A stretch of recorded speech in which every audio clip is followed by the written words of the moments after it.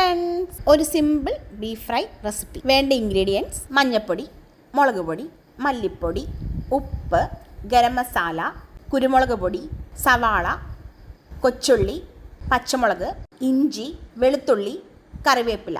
നല്ലപോലെ ക്ലീൻ ചെയ്ത് വെച്ച ബീഫിലോട്ട് ആവശ്യത്തിന് ഉപ്പ്, 1 സ്പൂൺ മഞ്ഞൾപ്പൊടി, 1.5 സ്പൂൺ മുളക് പൊടി, 1 സ്പൂൺ മല്ലിപ്പൊടി ചേർത്ത് നന്നായി മിക്സ് ചെയ്യുക. മിക്സ് ചെയ്തതിന് ശേഷം കുറച്ച് നേരം മാറ്റി വയ്ക്കാം. അതിനുശേഷം കുക്കറിലോട്ട് ബീഫ് നമുക്ക് ഇട്ട് കൊടുക്കാം. ആവശ്യത്തിന് വെള്ളം കൂടി ചേർത്ത് നമുക്ക് അടച്ച് വെച്ച് 3 വിസിൽ വരെ നമുക്ക് വെയിറ്റ് ചെയ്യാം. ലോ ഫ്ലെയിമിലായിരിക്കണം നമ്മൾ ബീഫ് വേവിക്കാൻ വെക്കേണ്ടത്. ചീനച്ചട്ടിയിലോട്ട് ആവശ്യത്തിന് വെളിച്ചെണ്ണ ഒഴിച്ചു കൊടുക്കാം. വെളിച്ചെണ്ണ നന്നായി തിളച്ചു വരുമ്പോൾ സവാള ഇട്ട് കൊടുക്കാം. അതിൻ്റെ കൂടെ തന്നെ കുറച്ച് കൊച്ചുള്ളിയും കൂടെ ചേർത്ത് കൊടുക്കാം. ഇനി നന്നായി വഴറ്റാം. നല്ല ഗോൾഡൻ കളറാകുന്നത് വരെ വഴറ്റിക്കൊണ്ടിരിക്കാം. വേറൊരു പാത്രത്തിലോട്ട് മാറ്റി കൊടുക്കാം.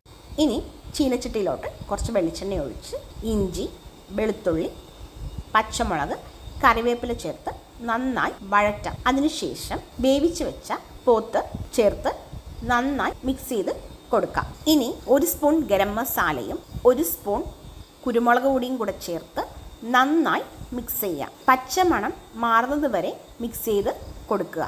അതിനുശേഷം വഴറ്റി വെച്ച സവാള ഇതിലോട്ട് ചേർത്ത് ഒരു 5 മിനിറ്റ് നന്നായി മിക്സ് ചെയ്ത് കൊടുക്കുക. നമ്മുടെ സ്വാദിഷ്ടമായ ബീഫ് ഫ്രൈ തയ്യാർ.